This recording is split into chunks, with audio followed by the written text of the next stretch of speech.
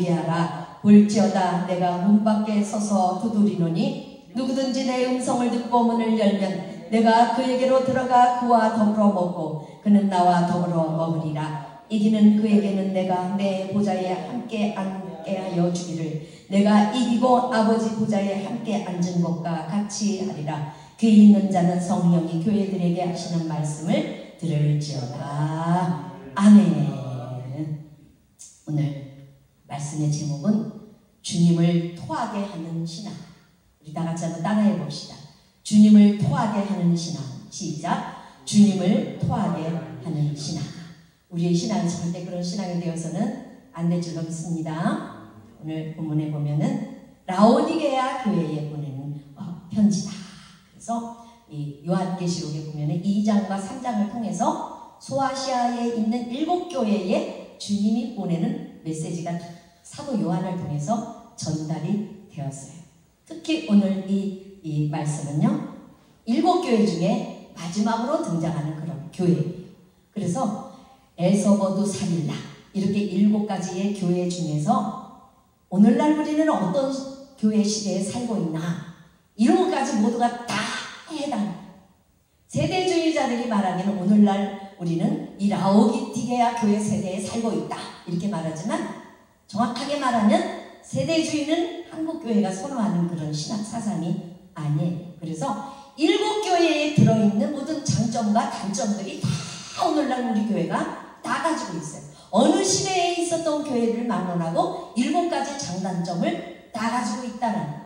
그런데 특히 그 중에서도 오늘 이 라오디게아 교회가 가지고 있는 주님이 강하게 책망하시는 내가 내 입에서 토하여 버리리라, 그 점이 오늘날 우리가 가지고 있는 교회에 굉장히 많다라는 거예요. 예수님께서 그 말씀을 전하기 위해서 서두에 자신을 소개를 하십니다. 7교회를 항상 말씀하실 때마다 자신을 소개하신 말씀이 다 달라요. 근데 오늘 라오디게아 교회를 향해서는 뭐라고 말씀하시냐? 아멘이시여 충성되고 참된 증인이시여 하나님의 창조의 근본이십니다. 이렇게 자신을 소개하고 있습니다. 그래서 예수님 자신이 하나님의 약속의 완성이고 절대적 진리의 보증자이시다라는 걸 나타내는 거예요. 그래서 왜 아멘이시냐? 하나님의 모든 약속하신 언약을 예수님이 다 성취하셨어요. 그래서 아멘인 거예요. 우리 예수님은 한 번도 하나님 아버지의 뜻을 노맨하신 적이 없어요. 그건 좀 그런데요, 내가 십자가를 지다니요 말이 되나요? 이렇게 하신 적이 없어요. 무엇이든지 다 아멘 하셨기 때문에 우리 예수님께 붙어있는 닉네임이 뭡니까? 아멘이다라는 거예요. 아멘. 그래서 아멘이시오, 또 충성되고 참된 증인이시다 그랬어요.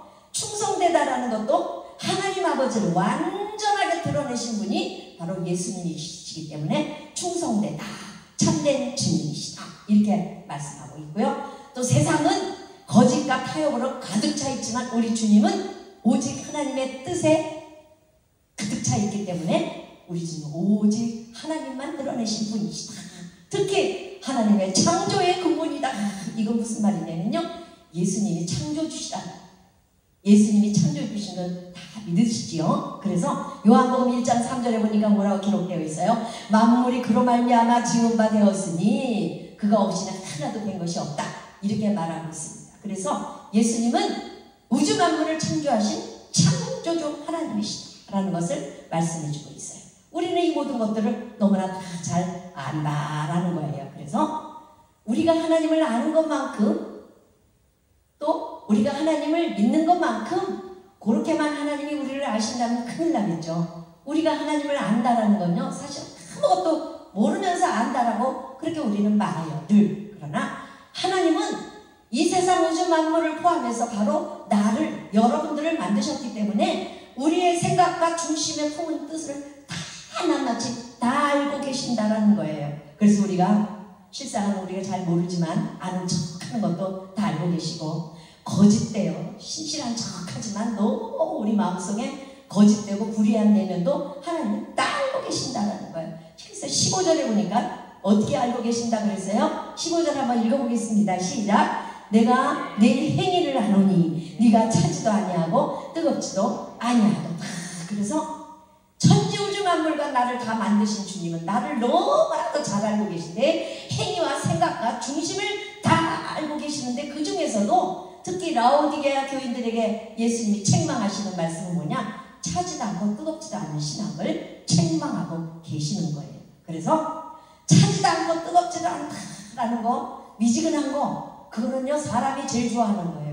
인간이 제일 좋아하는 거예요. 죄를 밥 먹듯이 짓는 사람들이 제일 좋아하는 거예요. 왜 그래요? 숨어 살기 제일 좋거든. 미지근해 딱 숨어 있기 제일 좋아요. 차면 뛰쳐나와, 뜨거워도 뛰쳐나와요. 그래서 사람들이 제일 선호하는 게 뭐냐? 뜨뜻미지근한 거예요. 색깔도 희든지 검든지 그거 아니에요. 사람들이 제일 좋아하는 색깔이 무슨 색이에요? 응? 회색이에요. 흰색 플러스 검은색 딱 색칠을 섞으면 회색이 나와요. 그래서 그런 거 중간 지점을 제일 좋아한다. 왜? 숨어있기 딱 좋으니까. 흰색은 너무 튀거든요. 검은색은 또 너무 칙칙한 것 같거든요. 그러다 보니까 중간색. 그래서 하나님은 우리의 행위를 다 아시는데 심장의 깊은 곳에 동기와 내 마음의 믿음의 열정의 온도까지도 다 알고 계시다라는 거예요. 라오디게아 교회가 겉으로 보기엔 참 부족함이 없어 보여요. 왜? 풍요롭고 질서도 있고 신앙생활도 잘 유지되는 것 같고, 그래서 겉으로 보기에는요 라오디게아 교회가 신앙이 이거야 이거 그럴 정도로 사람들이 자기들이 자신이 만만했다라는 거예요. 왜 풍요했느냐? 그 땅에는 양모 산업이, 검은 양모 산업이 아주 활발했어요. 전 세계에서 양모를 사러 어디로 하니? 라오디게아로 왔어요.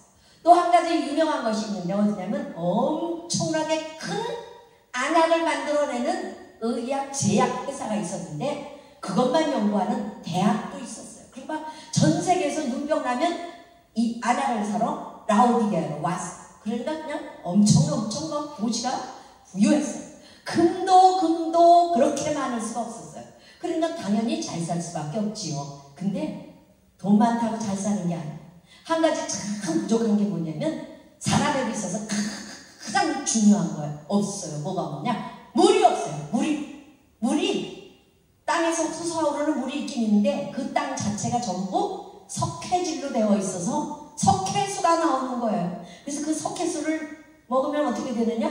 입에서 그거 막 꽉 트여서 그냥 막 쏟아져 나올 정도로 석회질이 강했다라는 거예요. 그래서 뜨겁게 끓이든지 차갑게 식히든지 그렇게 하지 않으면 그 물을 먹을 수가 없는 거예요. 그래서 오늘 예수님이 네가 차지도 아니하고 뜨겁지도 아니하고 이렇게 말씀하신 것은 바로 그 지역의 물에 빗대어서 이 라오디게아 사람들의 신앙을 빗대어서 지금 지적해주고 있는 것을 볼 수가 있어요. 그래서 그들의 시선은 겉이 아니라 정말로 그들이 힘들어하는 물 부족, 이것에 늘 가 있었기 때문에 그 물을 사서 먹었어요. 어디서 사서 먹었느냐? 히에라폴리라고 하는 곳에서 뜨거운 온천물을 수로를 파서 뜨거운 온천물을 다 사먹는 거야. 근데 그 온천물이 라오디게아까지 오는 동안에 식어. 그래서 어떻게 했느냐? 미지근한 물이 되고, 또 한 가지는 골로새에서 찬물을 또 수로를 통해서 사서 먹는데 그 또 찬물이 이 라오디게아까지 오는 동안에 또 뜨뜻미지근해지는 거예요. 그래서 이 사람들은 자기 입맛에 맞는 그런 물을 먹을 수가 없어요. 예수님이 두 가지를 해서 너희가 차지도 아니하고 뜨겁지도 않다, 이렇게 예수님이 지적을 하셨다라는 거예요. 그래서 내가 너의 행위를 아노니 라고 이렇게 예수님이 지적한 것은요, 이 말씀을, 라오디게아 교회의 말씀을 끝까지 쭉 읽어보면요, 내가 네 행위를 아노니 회개하라 막 이렇게 나가면요, 심판이야 심판. 우리는 회개하라 그러면요 그냥 막 무서운 두려운 그런 마음을 가져요. 그러나 내가 내 행위를 하노니 네가 차지도 아니하고 뜨겁지도 아니하도다, 이것은 주님이 책망하시기도 하지만 심판을 말하는 것이 아니라 회개하고 돌이켜라, 돌이켜서 다시 한번 주님의 사랑 안에 거하라, 그걸 말씀해 주고 있는 것을 볼 수가 있습니다. 그래서 예수님께서 내가 내 입에서 너희가 차지도 아니하고 뜨겁지도 아니하면 내 입에서 토하여 버리리라 16절에 이렇게 말씀한 것은 뭐냐? 토하여 버린다라는 건 바로 그렇게 그 입에서 석회수를 먹을 때 그 비릿하고 막 그 이상한 맛 때문에 저절로 입에서 토해져서 쏟아져 내리는 것처럼 라오디게아 사람들의 믿음이 그랬다라는 거예요. 오늘날 모든 그리스도인이라고 다 말할 수는 없지만 수없이 많은 그리스도인들의 신앙이 주님이 생수를 먹을 수가 없을 정도로 그냥 입에서 그냥 토악질이 날 정도로 그렇게 뜨뜻미지근한 그런 신앙을 가지고 있다라는 것을 바로 주님이 말씀해주고 있는 겁니다. 그래서 은혜로 시작된 그 믿음, 우리가 처음 믿을 때는요 너무 은혜를 많이 받고 주님을 사랑해서 날마다 입술에서 감사합니다, 하나님 사랑합니다, 그렇게 날마다 고백하고 살았는데 오늘날의 우리 신앙은 어떻습니까? 그냥 습관적인 거예요. 주님 감사합니다, 그것도 습관적이고 순종해야 했던 삶은요 계산으로 바뀌는 거예요. 그래서 뭐냐면 하나님을 향한 뜨거운 사랑이 다 식어버렸어요. 그 뜨거운 사랑을 다 식어버리고 남은 그 자리에 뭐가 자리 잡았느냐? 형식적인 경건이 자리 잡았다는 거예요. 온전히 겉으로 드러나는 형식적인 신앙만 자리 잡았다라는 거예요. 주님이 우리의 신앙을 보실 때 입에서 토해버리고 싶을 정도로 그렇게 형식적인 신앙이 솔직히 우리 마음 안에 다 자리 잡고 있고 온 세상의 그리스도인들이 처해 있는 상황이라는 거예요. 예배를 드릴 때 예배의 목적이 정말 하나님께만 온전히 영광, 그게 아니에요. 내 만족을 위해서 예배 자리에 나와요. 오늘 예배 안 드리면 어디 가야 되는데 고속도로에서 사고 나면 큰일 나지? 그 누구 때문에 드리는 거예요? 내 만족을 위해서 오는 거예요. 또 사역의 동기도 마찬가지예요. 생명 살리는 일이 동기가 아니고 나의 안정과 나의 성취욕을 위해서 그렇게 한다라는 거예요. 그래서 우리의 눈은 하늘을 바라보는 것이 아니라 하나님을 보는 것이 아니라 사람의 시선을 다 의식하고 있고 우리의 귀가 성령의 음성을 듣는 것이 아니라 사람들의 세상의 칭찬과 유행에 아주 민감해졌다라는 거예요. 그래서 이 세상 이치를 다 끌고 가는 것이 그 문화가 뭐냐? 유행이다라는 거예요. 유행. 그래서 유행 따라가지 않으면 나는 바보에 속하는 존재다, 다들 이렇게 생각하고 그 유행이라는 것은 사탄의 문화예요. 사탄의 문화. 그래서 그걸 계속 우리가 따라간다는 거예요. 그래서 이 라오디게아 교회의 사람들의 신앙이 진리가 아니라 편안함만을 추구하는 그런 것을 갖고 있었다는 것이고 오늘날 우리들도 내 마음의 중심은 하나님께 있지 않아 세상에 가 있고 편안함에 있어요. 편안함에. 그래서 그냥 편안하게 잘만 살면 돼 이거지. 기독교인들도 천국에 대한 소망 그거는 이후에 죽어봐야 알아. 다 이렇게 나간다라는 거예요. 이렇게 되면 이것이 뭐냐? 영적 타협의 시작. 그래서 세상과 손 붙잡고 돈과 손 붙잡고 편안함과 손 붙잡고 그렇게 타협하고 가는 것이 바로 오늘날의 많은 사람들의 신앙의 모습이다라는 것입니다. 오늘 이 자리에 이 모습을 보면은요 얼마나 많은 그리스도인들이 기독교인들이 가짜인지를 알 수가 있고 얼마나 많은 기독교인들이 세상과 타협하고 사는지를 알 수 있어요. 이 자리가 왜 이렇게 비어 있습니까? 기도 안 해도 얼마든지 살아. 그렇죠? 그렇기 때문에 올 생각조차 안 한다라는 것입니다. 그리고 이 영적 타협은 참으로 무서운 것이 어떤 것이 무섭냐? 한순간에 막 큰 사건을 통해서 일어나지 않아요. 조용히 그리고 꾸준히 그리고 조금씩 우리가 눈치채지 못하도록 그렇게 아주 조용히 조금씩 꾸준히 우리의 마음을 훔쳐가고 뺏어가는 것이 타협이에요. 어느 순간에 가보니까 내가 이상한 신앙에 빠져있네. 타협되어 있다라는 것입니다. 그래서 하나님께 전심으로 드리던 그 마음이 점점 누구를 향해 가느냐? 내 자신을 향해서 가는 거예요. 나를 신으로 섬기는 거예요. 내가 편안하고 내가 안전하고 내가 쓰기 좋고 내가 보기 좋고 먹기 좋고 그것이면 다 된다라는 거예요. 그래서 복음을 기준으로 삼던 가치관이 세상의 판단으로 바뀌기 시작할 때 그때 이미 영적 타협이 내 안에서 시작이 된 것이다. 우리 그렇게 알아야 돼요. 또 한 가지 우리가 하나님을 버리지는 않았지만 버리지는 않았어요. 하나님 믿어요. 주일날 교회 와서 예배 드리고 헌금도 잘해요. 근데 문제가 뭐냐? 하나님을 절실히 필요로 하지 않아요. 하나님을 버리지는 않았지만 딱히 하나님이 없어도 살아. 이게 뭐예요? 타협이다. 영적 타협의 가장 무서운 모습이 하나님을 필요로 하지 않는 것에 있다라는 것입니다. 그래서 이제 이후에 마지막 때가 되면은요, 제자들이 예수님과 함께 예루살렘 성전을 이렇게 보면서 제자들이 너무너무 신이 났어요. 예수님께 하는 말이 뭔지 아세요? 예수님 보세요. 이 예루살렘의 이 웅장하고 이 화려한 이 모습을 보세요. 대단하지 않아요? 제자들이 그러는데 예수님이 딱 한마디 뭐라고 말씀하셨냐? 돌 하나도 돌 위에 천 놓이지 않을 것이다. 딱 무너질 것이다. 그리고 제자들이 그러면 그때가 언제쯤 되겠습니까? 그렇게 물어보면 예수님이 언제쯤 아니면 니들은 몰라도 돼. 이렇게 말씀하신 게 아니라 마가복음에 나오는 말씀을 보면요, 예수님이 뭐라고 말씀을 하셨느냐? 스스로 조심하라. 속지 마라. 딱 그 말씀하셨어요.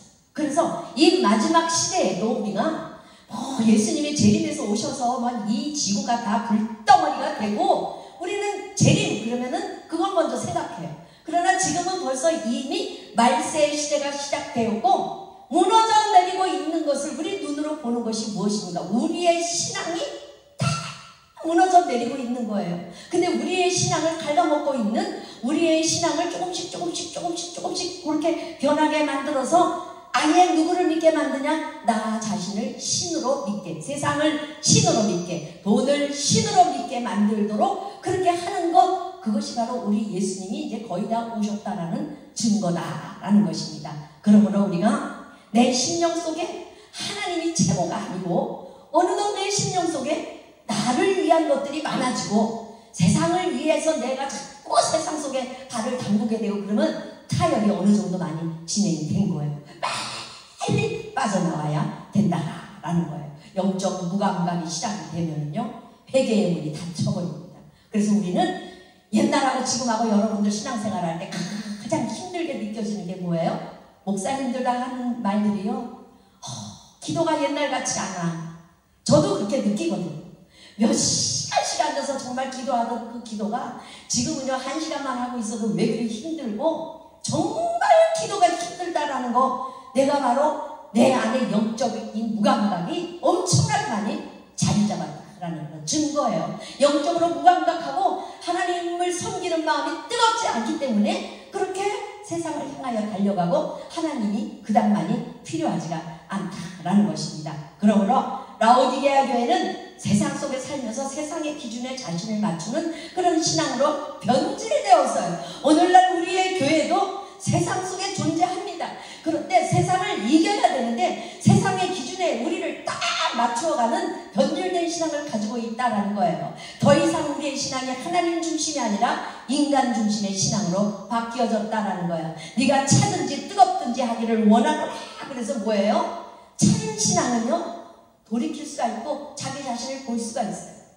뜨겁다라는 것도 뜨거운 얼마든지 하나님을 향할 수 있어요. 미지근한 신앙은요, 자기를 볼 수가 없다라는 거예요. 제가 언젠가 설교할 때 어디선지 한번 예화를 들었어요. 학자들이 뜨끈뜨끈한 물 처음에는 미지근하게 해놓고 거기다가 개구리를 한 마리, 펄떡거리는 개구리를 한 마리 탁 집어넣었어요.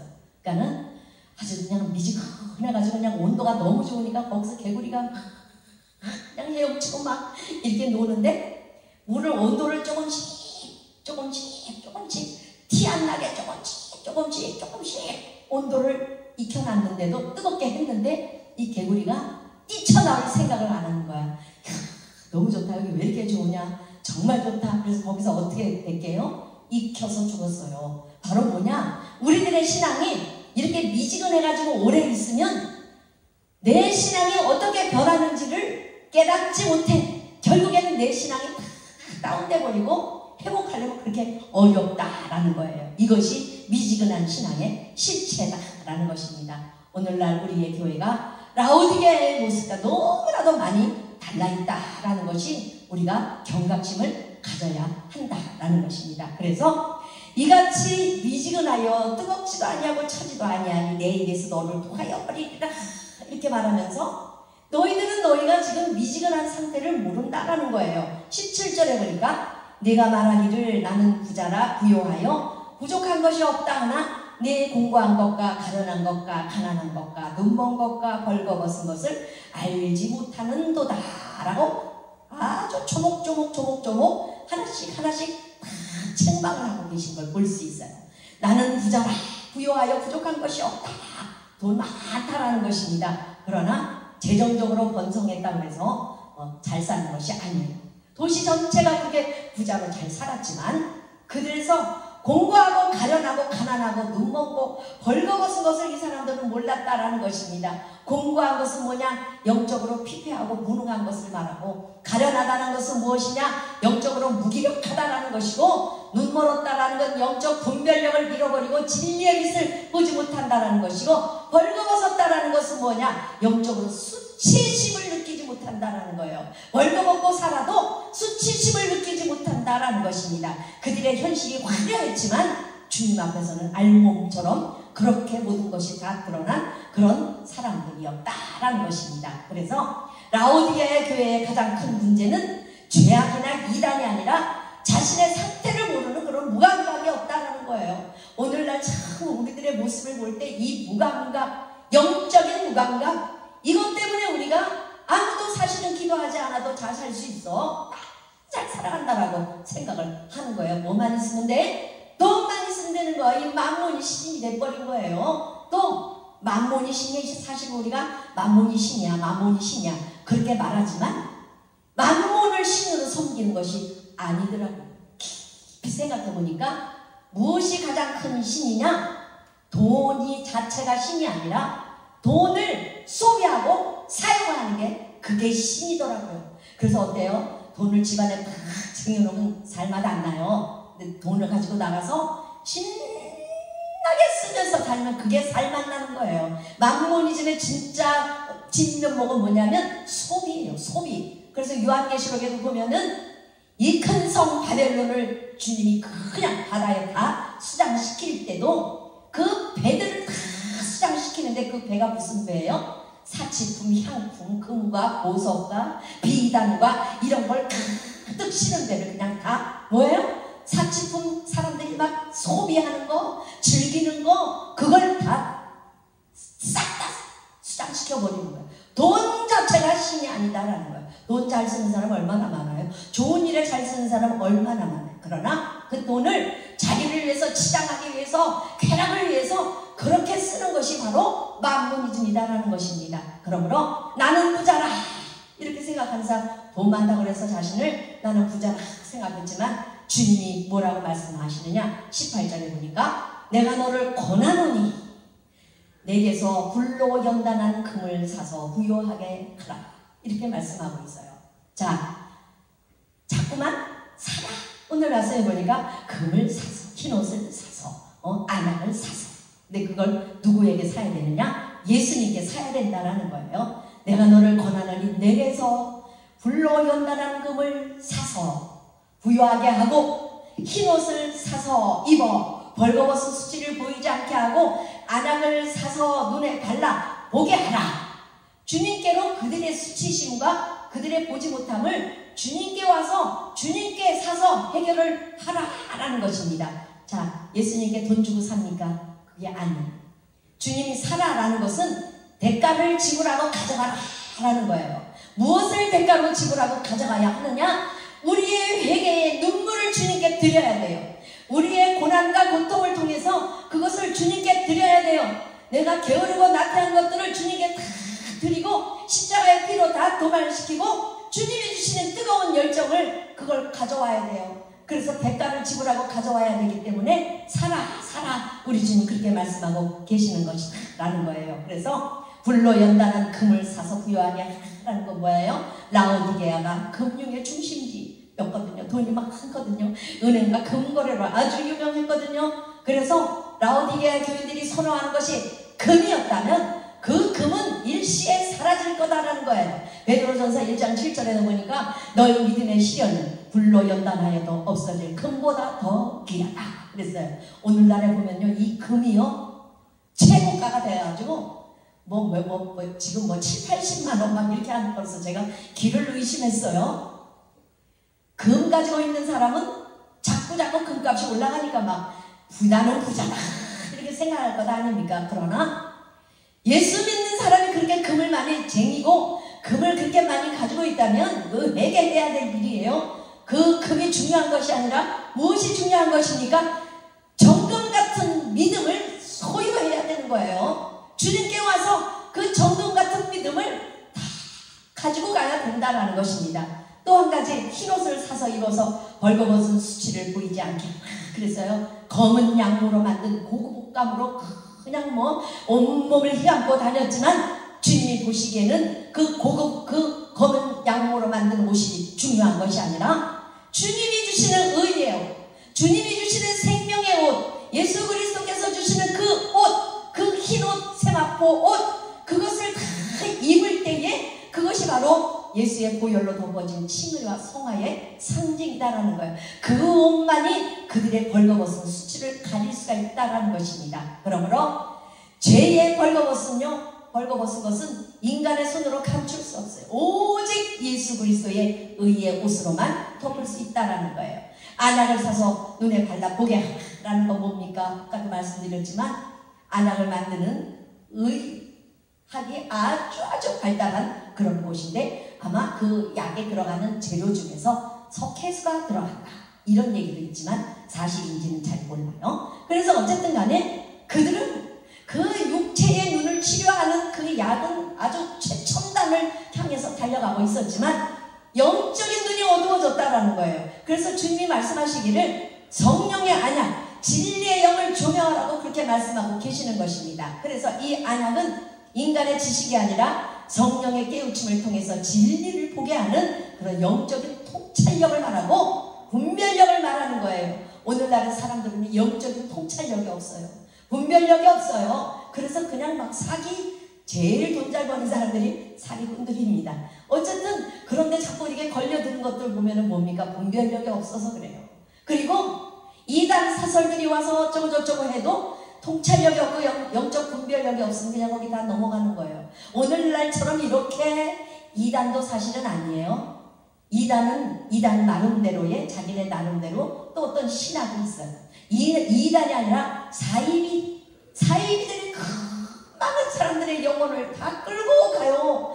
그래서 우리가 생각하기는 어머 어떻게 저런 사람들이 거기에 빠질 수가 있어. 참 이상하지. 우리 그렇게 얘기 많이 해요. 왜 그렇습니까? 영적 분별력과 통찰력이 없어서 그런데 빠져들어가는 거예요. 그래서 우리는 성령의 빛을 받아야만 자신을 바라보고 하나님을 바르게 볼 수가 있다라는 거예요. 인간이 가진 세상의 부여와 명예와 지식은 모두 써서 다 없어질 것이지만 하나님이 주시는 그 성령의 능력으로 부어주시는 그 성령의 놀라운 능력은 바로 우리에게 영적인 통찰력을 부어주실 뿐만 아니라 우리의 영혼이 오직 주님만을 바라볼 수 있도록 그렇게 우리를 이끌어 가신다라는 것입니다. 그러므로 오늘 19절의 말씀에 보니까 한번 다 같이 읽어보겠습니다. 시작. 물은 내가 사랑하는 자를 책망하여 징계하노니 그러므로 네가 열심을 내라 회개하라.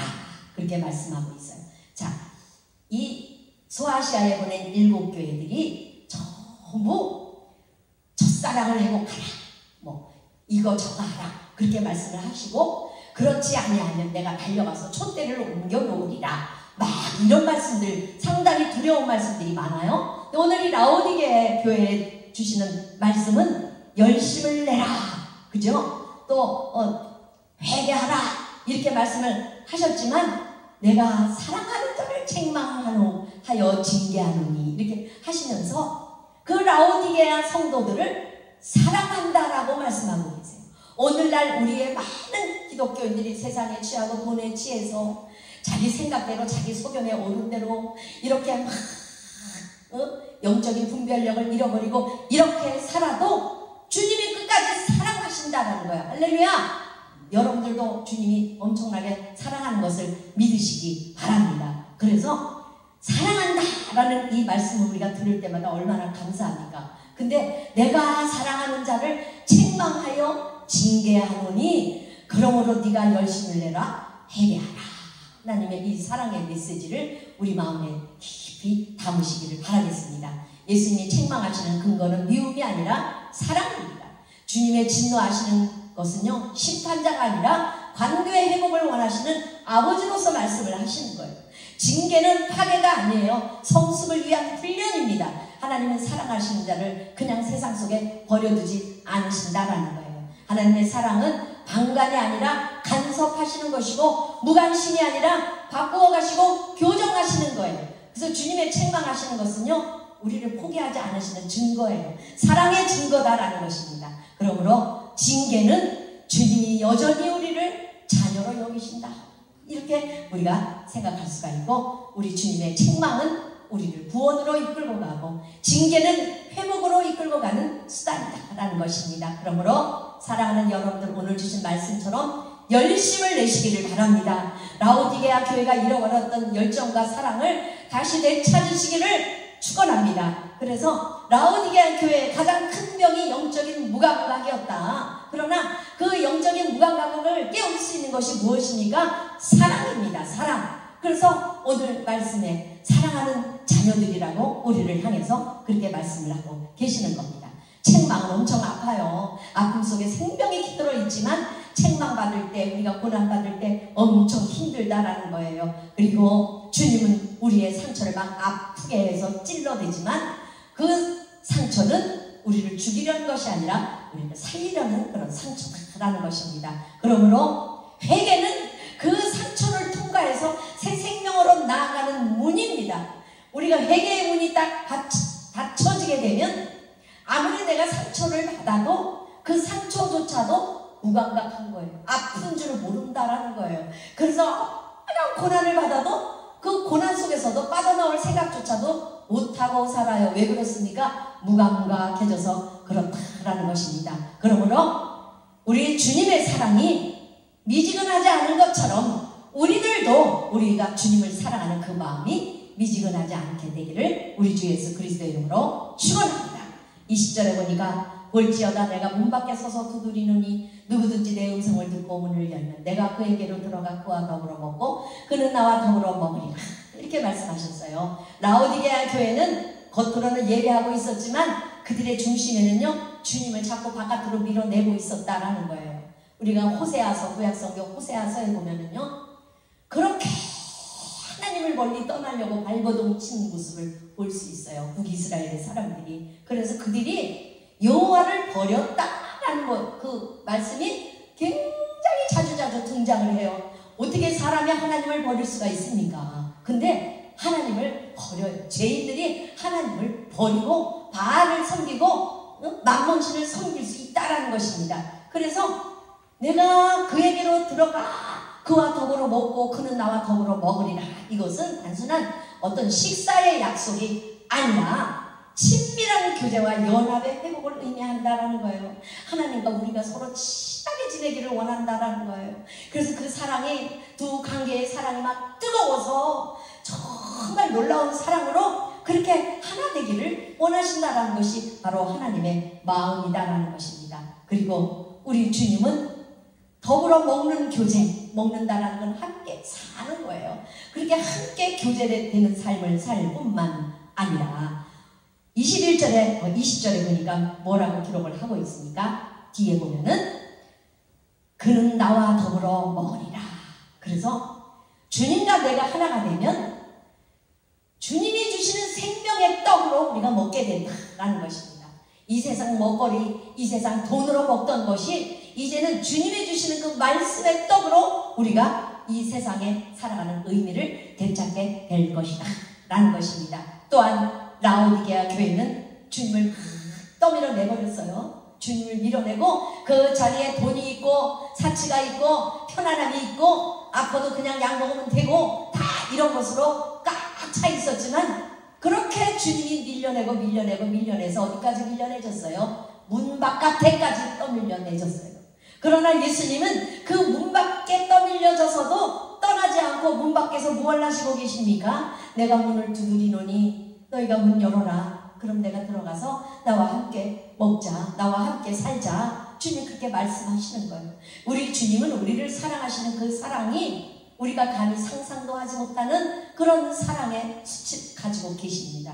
그렇게 사람이 예수님 떠밀어서 문 밖에 내 마음 문 밖에 떠밀어냈으면요, 아 그래 됐어 하고 그냥 너 잘 있어, 너 혼자 살아봐 하고 딱 가셔야 되는 거 아닙니까? 우리 인간의 입장으로 생각하면. 그런데 문 밖에 서서도 계속 두드리는 거예요.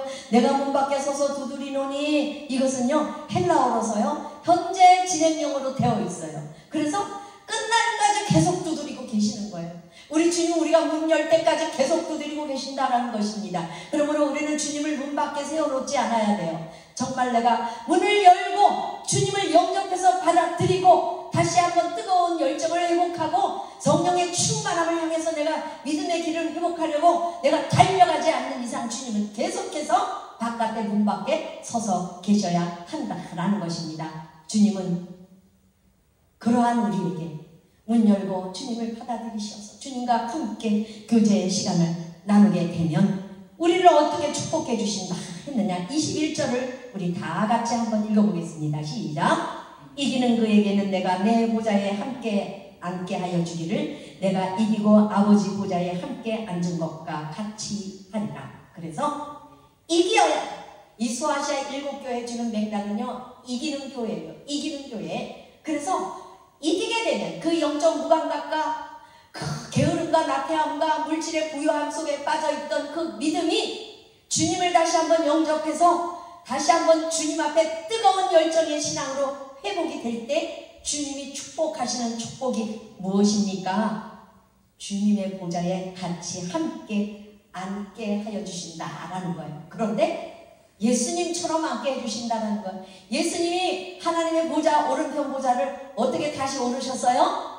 십자가를 지고 죽으시기까지 희생하고 헌신하고 하나님의 뜻을 행했기 때문에 그 하나님의 오른편 보좌에 앉으셨던 것처럼 우리들도 이 세상에 살 때 죽기를 작정하고 예수님을 따라야 된다는 거예요. 누구든지 나를 따르려거든 자기를 부인하고 자기 십자가를 지고 나를 쫓을 것이니라 하시는 것처럼 그 말씀대로 그렇게 우리가 살아갈 때에, 이기고 승리했을 때에, 뜨거운 열정을 잃어버리지 않고 회복했을 때에 어디에 앉느냐, 우리가 천국에 그냥 올라가는 것이 문제가 아니고 예수님 보좌에 함께 앉혀주시겠다라는 거예요. 이 복은요 소아시아 7교회 중에서 가장 큰 귀한 복이에요.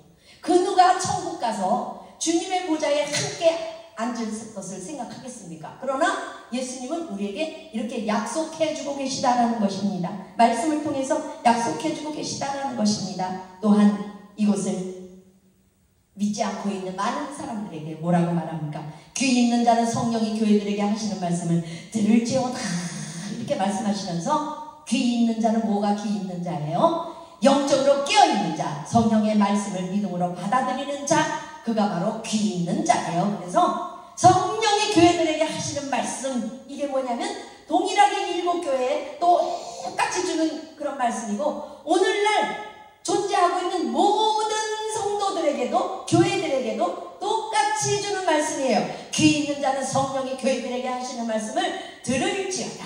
바로 오늘 이 메시지를 자세히 들어라 라는 것입니다. 그러므로 이 교회에 주시는 이 메시지들이 오늘날 저와 여러분들과 우리의 교회들과 각 교회들에게 주시는 말씀이에요. 지금은 미지근한 데서도 온도가 더 많이 달라졌어요. 미지근하지도 않아요 지금은. 그래서 어떻게 살아야 제대로 사는 것인지, 어떻게 살아야 하나님께 영광이 되는 삶을 살아가야 하는지조차도 성도들이 알지 못할 정도로 까먹었어요. 기도원, 하늘산 기도원 참 많이 가봤어요. 근데 뒤돌아설 때마다, 집회 마치고 제가 돌아설 때마다 무슨 생각을 하느냐?